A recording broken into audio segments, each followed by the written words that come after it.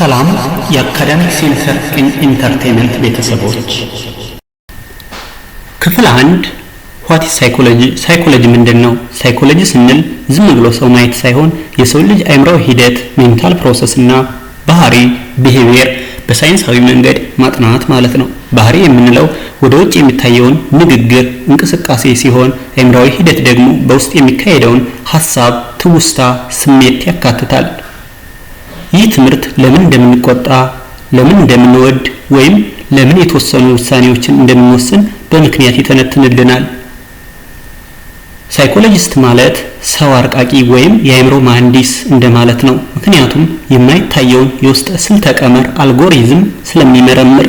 ለምሳሌ አንድ ሰው በሰው ፊት ሲናገር ቢንቀጠቀጥ ሳይኮሎጂስቱ ለምን ይንቀጠቀጣል የሚለውን ብቻ ሳይሆን ውስጡ ምን እያሰበ ነው የሚለውንም ይመረምርልናል።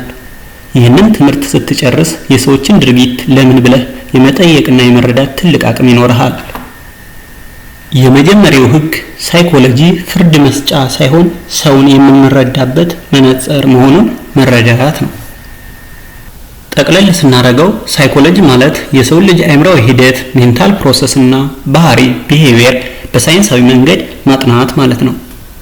የሳይኮሎጂ ታሪካዊ ዳራ ሳይኮሎጂ እንደ ሳይንስ ከመቆጠሩ በፊት የፍልስፍና አካል ነበር። ጥንታውያን ግሪኮች ሶቅራጥስና አሪስቶትሌስ ስለ ነፍስ ምንነት ይከራከሩ ነበር። ሳይኮሎጂ የሚለው ቃል የመጣው ከግሪክ ቋንቋ ሲሆን ሳይክ ነፍስ፣ አእምሮ ማለት ሲሆን እና ሎጎስ ማለት ደግሞ ጥናት ከሚሉት ቃላት የተዋቀረ ነው። እንደ አውሮፓውያን አቆጣጠር በ1879 ዊልሄልም ዊንደት ለመጀመሪያ ጊዜ የሳይኮሎጂ ላቦራቶሪ በጀርመን ሲከፍት ሳይኮሎጂ ራሱን የቻለ ሳይንስ ሆነ።